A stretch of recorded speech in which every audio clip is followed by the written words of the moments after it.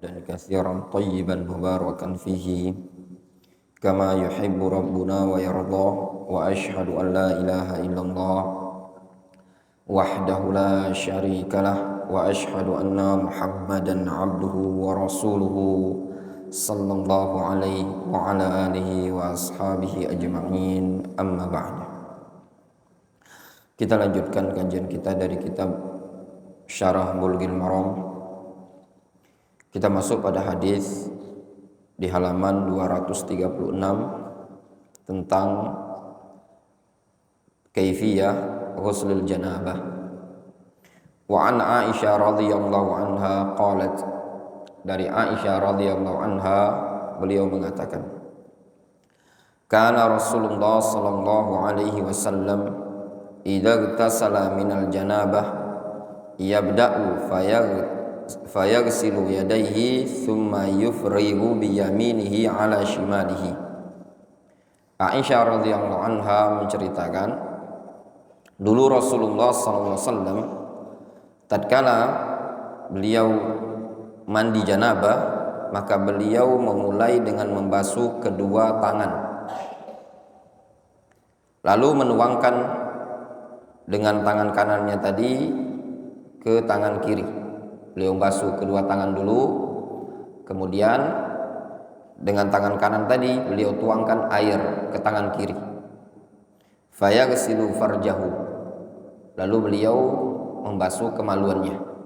Jadi tangan kanan menuangkan air, tangan kiri membasuh kemaluan. Summa yatawadda, kemudian Rasul berwudu.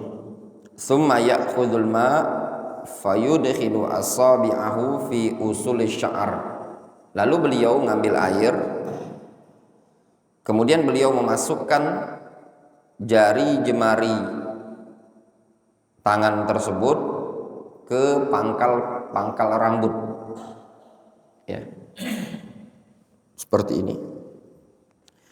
Summa hafana ala ra'sihi salasa hafanat, kemudian beliau mengguyurkan air di atas kepalanya sebanyak 3 kali guyuran, disiramkan. Summa afadha ala sa'iri jasadihi, kemudian beliau siramkan, ratakan kepada seluruh badan. Summa ghasala rijlaihi, kemudian Rasul membasuh kedua kakinya. Hadis muttafaqun alaih. Jelas ya? Kemudian takhrijul hadis, hadis Aisyah rawahu Bukhari wa Muslim wa lafdhu lahu. Hadis Aisyah ini riwayat Bukhari Muslim, namun hadis ini adalah lafaz milik Imam Muslim. Adapun fiqhul hadis, fikih hadis ini adalah al-mas'alatul ula ghuslul kaffain wal farji qabla ghuslil janabah. Apa hukum membasuh kedua telapak tangan dan membasuh kemaluan sebelum mandi janabah? Ittafaqal fuqaha ala annahu yustahabbu an tughsal yadan min marrah ila 3 marrat qabla ghuslil janabah wa qabla al-istinja. Para fuqaha sepakat disunnahkan kedua tangan tersebut dibasuh, dimulai dari sekali basuhan sampai 3 kali basuhan sebelum istinja, sebelum basuh atau cuci kemaluannya. Itu sepakat para ulama menyatakan disunnahkan.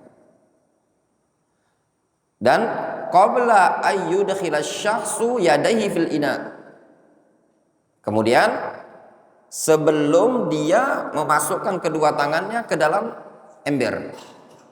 Itu sepakat para ulama, ya. Cuci dulu tangan sebelum cuci kemaluan, sebelum memasukkan tangan ke dalam bejana. Li'anna Nabiyya sallallahu alaihi wasallam kana yaf'aluhu, karena Nabi sallallahu alaihi wasallam dulu melakukannya.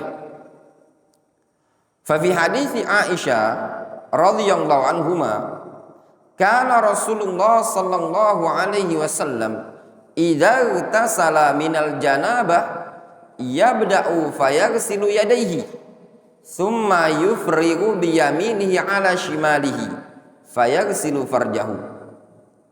Dulu Rasulullah sallallahu alaihi wasallam tatkala beliau mandi janabah, beliau memulai membasuh kedua tangannya, lalu menuangkan air dengan tangan kanannya ke tangan kiri. Kemudian beliau membasuh kemaluan. Wa jaa kadzalika min hadits Maimunah radhiyallahu anhuma fi sahihain. Demikian juga datang dalam hadis dari Maimunah riwayat Bukhari Muslim, faghasala yadayhi marratain aw thalathan. Lalu beliau membasuh kedua tangannya 2 kali atau 3 kali. Tsumma afragha ala shimalihi faghasala madzakirahu. Kemudian beliau menuangkan ke tangan kirinya lalu membasuh zakarnya. Wa hadzal ghuslu yuhtamal annahu li ajlin nadhafah. Basuhan yang seperti ini ada kemungkinan untuk tujuannya bersih-bersih. Hatta yuzilul adza alladzi qad yalhaqul yad min atharil jima'. Supaya apa? Supaya basuhan tersebut menghilangkan kotoran yang mungkin nempel di tangan dari bekas hubungan suami istri. Faham maksudnya? Rasul membasuh kedua tangan tersebut, membasuh kedua tangan memungkinkan tujuannya apa? Untuk membersihkan tangan dulu. Supaya apa? Supaya kalau ada kotoran-kotoran di tangan tadi, maaf, misalkan bekas sperma atau yang semisalnya, itu bisa hilang terlebih dahulu. Wa yuhtamalu annahu li amrin ta'abbudi. Namun ada ihtimal, ada kemungkinan ini adalah perkara ta'abbudi, perkara ibadah. Ai anna sunnah, ini perkaranya sunnah. Walau lam yakun fil yad adza, meskipun di tangan itu tidak ada kotoran. Kama fil wudu, sebagaimana dalam bab wudu. Jelas? Jadi Nabi SAW membasuh kedua tangan sebelum beraktivitas dalam mandi janabah ini tadi, beliau basuh kedua tangan dulu. Ada 2 kemungkinan ihtimalnya. Imma min ajlin nadhafah wa imma min ajli ta'abbudi. Bisa jadi karena tujuannya untuk bersih-bersih, bersihkan tangan, atau tujuannya memang perkara ibadah. Yustahabbu an tughsal al-yad salasan fil bidayah walau lam yakun fiha adza. Oleh karena itulah disunnahkan tangan tetap dibasuh sebanyak 3 kali di awal-awal sebelum mandi janabah, meskipun tidak didapati pada tangan tersebut ada kotoran. Jelas ya?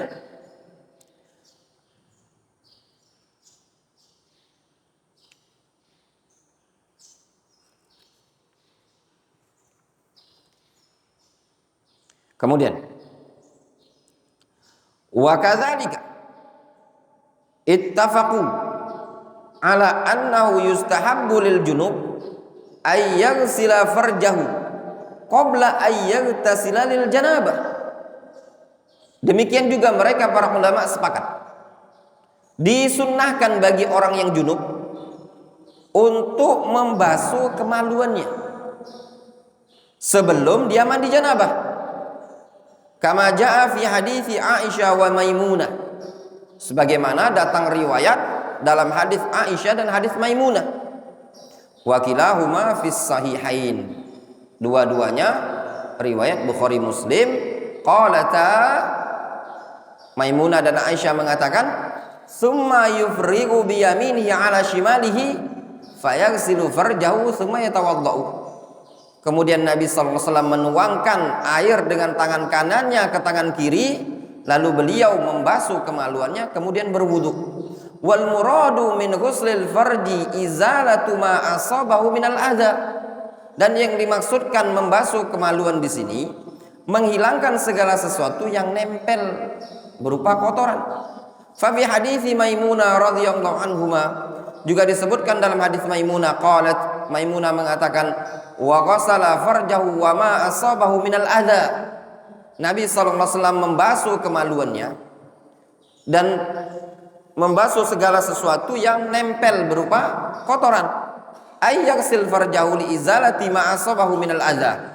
Maknanya beliau membasuh kemaluannya untuk menghilangkan yang nempel dari kotoran tersebut. Wala yajibu ghuslul farji li annahu sayughassal athna al-ghusli minal janabah. Sebenarnya membasuh kemaluan tersebut tidak wajib di awal-awal itu. Kenapa? Karena nanti di tengah-tengah mandi janabah juga akan dibasuh. Jelas? Ya, itu tadi.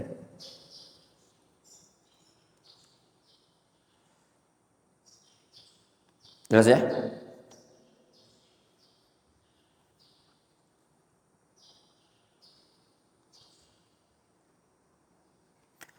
Intinya membasuh kedua tangan dan membersihkan kemaluan sebelum mandi janabah itu hukumnya sunnah, mustahab.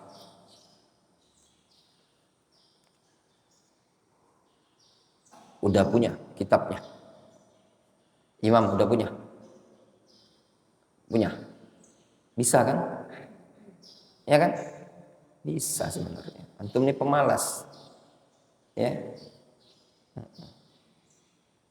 Janganlah antum yang buat nyeleneh-nyeleneh di pelajaran. Antum ini, kita ini live. Ya, kemudian rekaman. Gimana ndak anak buat jengkel? Udah berjalan beberapa kali dares, ndak ada mau nyiapin kitab. Ya. Dari kemarin-kemarin, sekarang udah punya kan? Itu enggak. Hatta di markasnya Syekh Muqbil, beliau sering bilang, ada rekaman yang masyhur, ya. Beliau bilang, ya fulan, ainal qalam wa daftar, mana pena, buku? Zadu talibil ilmi al-qalam wa daftar. Bekal penuntut ilmu itu ya pena dan buku, kitab. Dulu ada salah seorang ustadz, beliau belajar di Damaj. Beliau tidak punya uang untuk beli kitab. Tufatul Majid itu disalin sama beliau. Bukan melongok. Ya. Kalau ada itu tidak ada upaya. Antum kalau nggak ada pelajaran, anak turunkan lagi pelajaran TK. Itu belajarnya di rumah anak. Kalau dares tidak ada kitab untuk masuk antum TK. Pokoknya dares ini seluruh pelajaran anak itu tidak ada istilah antum tidak ada kitab. Gimana antum mau pinter? Mau bisa? Kalau antum nggak punya kitab, fotokopi. Tidak mampu antum untuk semuanya, antum fotokopi yang mana yang sanggup? Beberapa lembar, 5 lembar, 10 lembar. Sekarang orang mau safar baru antum punya kitab.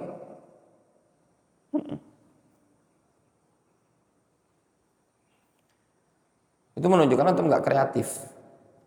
Ya, masih anak-anak. Buku ini untuk antum sendiri loh. Antum pinter ya untuk antum. Bodoh ya antum sendiri yang menanggung bebannya. Pinter antum sendiri akan mendapatkan manfaatnya. Tidak mungkin, anak sekali lagi anak katakan kepada ikhwan-ikhwan ya tullabul ilm yang belajar bahasa Arab selamanya abadan tidak akan bisa baca buku Arab ini kalau tidak ngaji baca kitab Arab. Itu saja. Kalau cuma belajar teori, wis sampai mati tidak akan bisa. Ana bilang sama seluruh ikhwan, seluruh santri, kalau ingin bisa baca kitab Arab, belajarnya harus tiap hari ngaji kitab Arab. Ya. Kenapa? Karena dengan mengaji kitab Arab tadi, ilmunya antum akan terpraktek.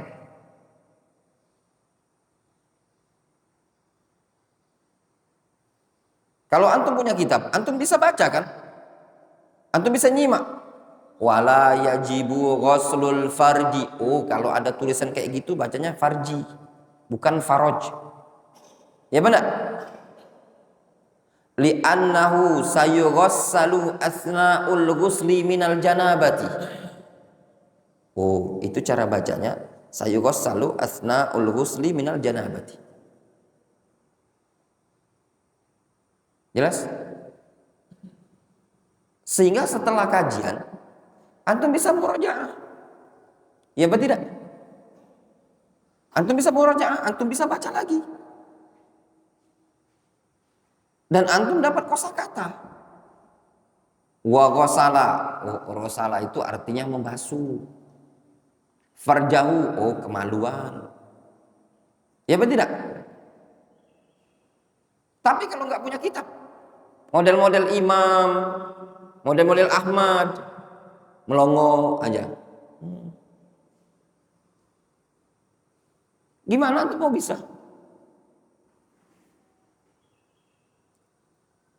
Anak kasih contoh, anak bisa nyetir mobil, ya,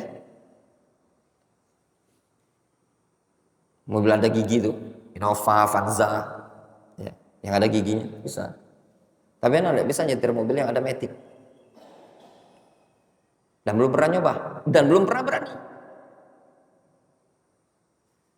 Nah, kitab itu sama ya ikhwan.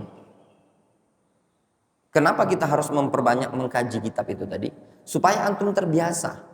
Sehingga antum disodori kitabnya Syekh Abdurrahman As-Sa'di, antum bisa baca buku. Ketika disodori kitabnya Syekh Ibnu Taimin, bisa baca buku. Ketika disodori kitabnya Ibnu Qayyim, antum bisa. Kitabnya Ibnu Taimiyah, antum bisa. Kitabnya siapapun, antum bisa. Difahami? Nah, itu fungsinya. Dengan antum memperbanyak kosakata. Sehingga kalau antum bisa bayangkan, kita baca tadi, berapa kosakata yang antum kita lewati? Ittafaku. Apa arti ittafaku? Sepakat. Oh, berarti ittafaku artinya sepakat. Wa kadzalika. Kadzalik. Artinya demikianlah. Sehingga antum dapat ilmu kosakata. Iya benar. Qad yalhaqu al-yadu. Qad yalhaqu al-yada min asaril jima'. Qad yalhaqu tadi Ustadz bacanya terkadang. Yalhaq nempel. Al-yada nempel di tangan. Min asaril jima' dari bekas jima'. Oh, ini artinya gitu. Jima', asar, bekas. Yuhtamal. Ada kemungkinan. Itu kan perkara-perkara yang antum bisa dapat kosakata. Ini antum pengen belajar, tapi tidak bisa sama sekali. Stres, antum mabuk. Kalau antum belajar tidak punya kitab. Itu sama lah antum belajarnya, belajar nyetir mobil, ada mobil mati itu, mobil apa? Nggak nyala mobilnya. Antum di mobil itu,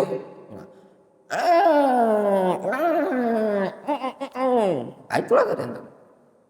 Ya, mobilnya nggak jalan, orang bilang, goblok ini orang, stres, lepas dari rumah sakit jiwa. Ya apa tidak? Sama lah antum, belajar nggak punya kitab itu tadi, mirip lah yang kayak gitu tadi. Cuman bedanya antum santri. Difahami? Maaf, antum mau tersinggung lah. Tapi apa yang anda bilang ini benar. Antum nggak percaya, buktikan. Anak mau tanya sama antum Wandi. Tadi anak baca, "Tsumma yufrigu biyaminihi ala shimalihi." Apa arti biyaminihi? Hah? Shimalihi? Tangan kiri. Dari mana antum tahu? Kan dari baca tadi. Sehingga ketika antum baca buku lagi, baca hadis lagi, antum tahu. Oh, Difahami? Itu loh fungsi kitab itu tadi. Nah kita dulu kayak gitu. Bukan tahu-tahu lancar baca kitab ini. Oh tahu-tahu langsung pluk. Khatam Ajrumiyah, khatam Mutamimah. Makanya antum ada pelajaran sama dokter fikih, ada pelajaran baca kitab untuk dilatih. Dokter saja, antum tahu sekolah dokter tuh. Apa lulus dokteran langsung di rumah sakit? Tanya tuh sama dokter fikih. Ada nggak dokter tuh? Udah dapat selesai langsung praktek bedah? Nggak ada. Ada yang namanya apa namanya dok? Koas dulu. Nantum ini nggak koas-koasan. Prakteknya langsung baca kitab. Antum belajar teori langsung praktek. Antum belajar teori langsung praktek. Difahami. Tapi kalau antum nggak punya kitab, sudah antum mabuk antum belajar bahasa Arab. Serius antum. Itu yang buat orang stres belajar bahasa Arab tuh. Dan seluruh pelajaran. Ketika ada pelajaran siapapun yang ngajar, upayakan punya kitab. Kemudian al-mas'alatu tsaniyah, masalah yang kedua, al-wudu qabla ghuslil janabah. Al-wudu, berwudu sebelum ghuslil janabah. Sebelum ghuslil janabah. Bacanya ghuslil janabah, sebelum mandi janabah.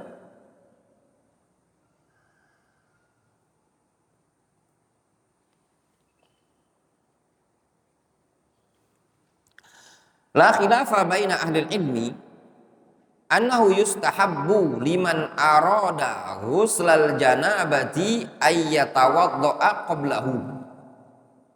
Tidak ada khilaf di kalangan para ulama bahwasannya disunnahkan bagi orang yang ingin mandi janabah agar berwudu dulu sebelumnya. Itu tidak ada khilaf. Berarti apa? Sunnah berwudu dulu. Fahadzal ladzi kana yaf'aluhu an-nabiy sallallahu alaihi wasallam. Inilah yang dilakukan oleh Nabi sallallahu alaihi wasallam pada waktu itu. Fa fi hadits Aisyah qalat, disebutkan dalam hadis Aisyah mengatakan, fayaghsilu farjahu thumma yatawaddau thumma ya'khudhul ma' fayudkhilu asabi'ahu fi usuli syahri thumma hafana ala ra'si thalatha hafanat thumma afadha ala sa'iri jasadihi. Aisyah mengatakan kemudian Rasul membasuh kemaluannya, lalu beliau berwudu, lalu ngambil air, lalu dicacah-cacah, dikeramas-keramasi pada pangkal rambut, kemudian dituangkan di atas kepala 3 kali, kemudian beliau ratakan siraman tersebut pada seluruh badan. Wa hadzal wudu lil istihbab. Wudu seperti ini menunjukkan sunnah li ghardi tashrifi a'dha'il wudu'i. Lihat anak cara bacanya. Li ghardi tashrifi a'dha'il wudu'i. Dalam rangka tujuannya untuk memuliakan anggota-anggota wudu. Wa ta'assiyan bi Rasulillah sallallahu alaihi wasallam, dan juga dalam rangka mencontoh Rasulullah sallallahu alaihi wasallam. Wa laisa wajiban, dan tidak wajib. Itu nah, kalau antum sambil mikir, wa laisa wajiban. Kenapa dibaca wajiban? Khobar laisa. Itulah fungsinya baca kitab itu tadi. Langsung antum praktek. Ingat connect. Oh, laisa wajiban. Kenapa ada laisa? Li'annal ghusla wahdahu yakfi li raf'il janabah. Kenapa dikatakan sunnah tidak wajib? Karena semata-mata mandi saja itu cukup untuk mengangkat janabah. Tadi ana bacanya apa? Li'annal ghusla. Ya enggak? Kenapa li'annal ghusla? Karena isim inna. Faman igtasala li raf'il janabati wa lam yatawadda faqad irtafa'at janabatuhu. Siapa yang mandi untuk mengangkat janabah dan tidak berwudu, maka sudah terangkat janabahnya. Siapa yang mandi untuk mengangkat janabah dan tidak berwudu sebelumnya, janabahnya sudah terangkat.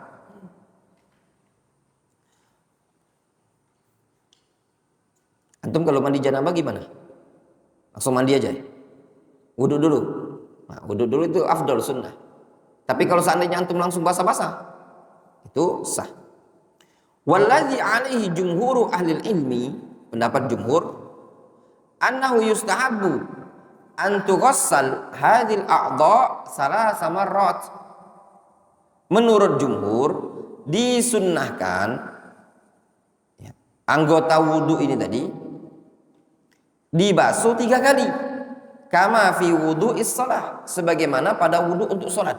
Kata jumhur sunnahnya 3 kali dibasuh. Wa dzalika lima jaa fi sahihain min hadithi Maimunah wa Aisyah, kana Rasulullah sallallahu alaihi wasallam idza tasala minal janabah ghasala yadayhi wa tawaddaa wudu'ahu lis-shalah. Kata Maimunah, dulu Rasul tatkala beliau mandi janabah, beliau membasuh kedua tangannya dan berwudu seperti wudu untuk salat. Ay annal wudu huna ka wudu'is shalah wa hadha huwa ar-rajih. Sehingga wudu di sini adalah wudu seperti wudu untuk sholat, dan itu pendapat yang rajih. Jelas ya ikhwan? Nah, berarti apa? Kalau wudu untuk sholat sempurna wudunya. Jelas ya?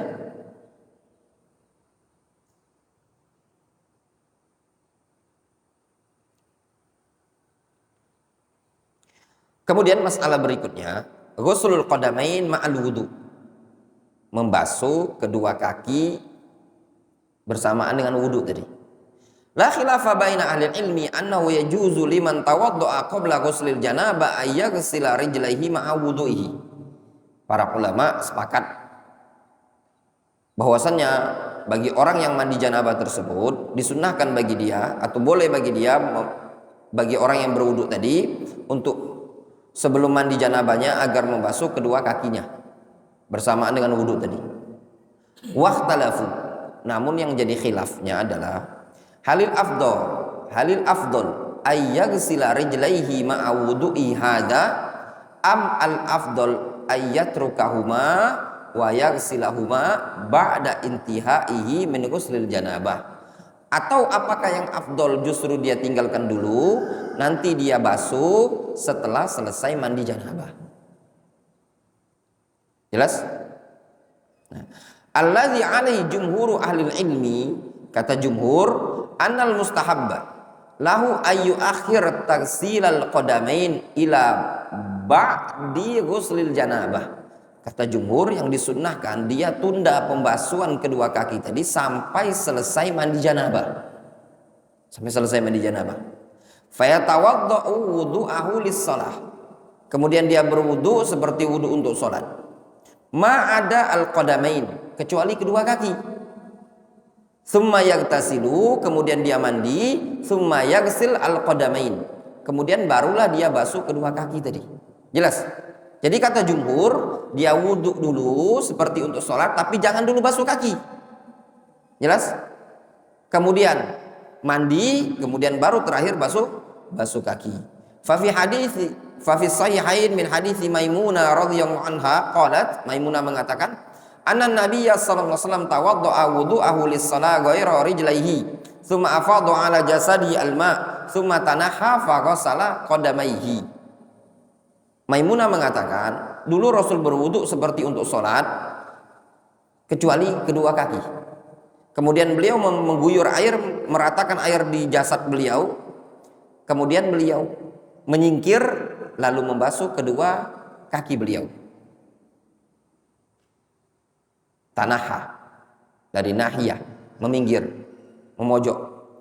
Wa kadzalika ma jaa min hadits Aisyah fi sahih Muslim binahwi qalat, demikian juga datang dalam hadis Aisyah.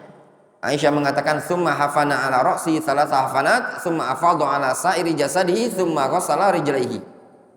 Kemudian Rasul menuangkan air 3 kali tuangan di kepala, kemudian meratakan di badannya, kemudian membasuh kedua kakinya. Ai annahu akhara rusla ar-rijlain ba'da ghuslil janabah wa huwa sahih.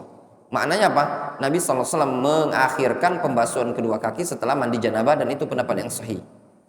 Qala al-fuqaha, para ulama ahli fikih mengatakan, wal ghardu min ta'khiri ghusli ar-rijlain, tujuan dari menunda pembasuhan kedua kaki, li annal ausakh wal aqdhar. Bacakan Wandi.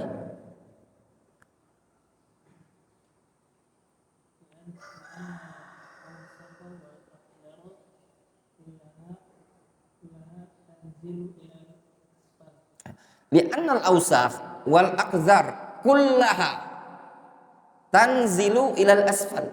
Dikarenakan kotoran-kotoran semuanya itu turun ke bagian bawah.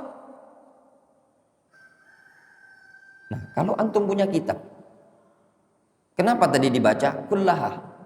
Imam,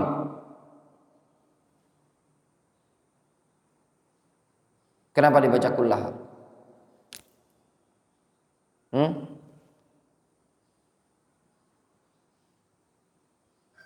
Li'annal awsakh wal aqdhar kullaha. Kenapa dibaca kullaha?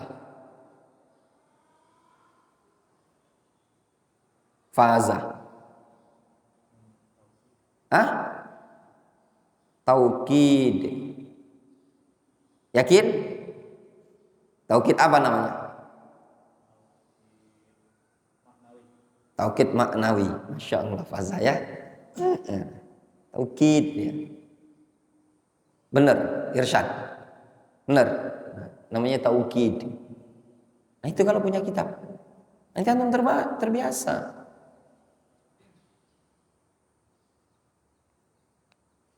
Sebagian, maaf ya, sebagian asatidzah yang sudah menyandang di meja itu ada tulisan Ustadz Fulan, Ustadz Alan.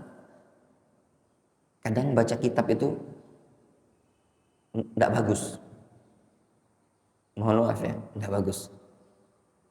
Sebabnya itu satu, tidak terlatih. Ya, tidak dilatih. Nah, bilang sama antum tadi, orang aja pembalap beda sama orang. Bukan pembalap toh? Ya seperti itu. Kita kalau nggak dilatih baca kitab ini, nggak dibiasakan, nanti tidak terlatih.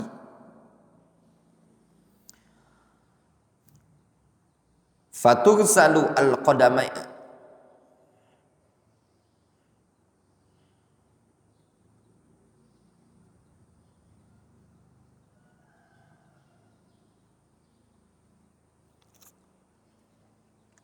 Nah, ulangi.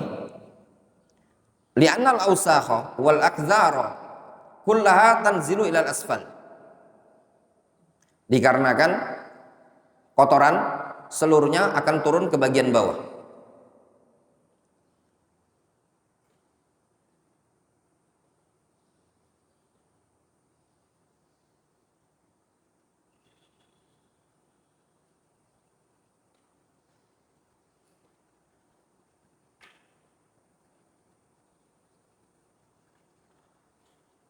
Itu wallahu alam ya.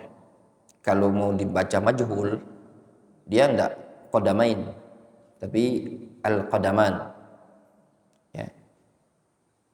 Yang lebih tepat mungkin di sini dibaca majhul. Ya. Memungkinkan itu ada kesalahan ketik. Kalau dibaca majhul, fatughsalu al-qadaman bil akhir, maka kedua kaki dibasuh. Ya. Dengan diakhirkan itu di bagian terakhir, hatta yahsulah kamalun nadhafati wa izalatul awsakh allati qad tanzil ilal qadam minal badan. Ya. Itu kalau mau dibaca majhul. Tapi kalau antum mungkin yang diinginkan dari syekh ini adalah khitab anta, ya sudah simple. Fataghsilul qadamain bil akhir, sehingga engkau basuh kedua kaki ya di terakhir, supaya terwujudlah atau terhasillah kesempurnaan dalam bebersih dan hilangnya kotoran-kotoran tersebut yang mungkin terkadang turun ke bagian kaki dari arah badan. Itu kalau dibacanya majhul atau dibacanya maklum. Jelas? Itu tadi.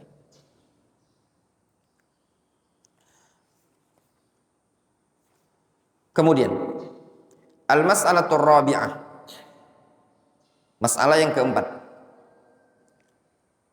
taghsilu usul sya'ri qabla ghuslil janabah, membasuh pangkal rambut sebelum mandi janabah. Kana Nabi sallallahu alaihi wasallam fi ghuslil janabah ba'da ayyan tahiyya minal wudu yukhallilu usula sya'rihi fayati bil ma'i fayuballilu asabi'ahu fayudkhilu asabi'ahu fi usuli sya'rihi.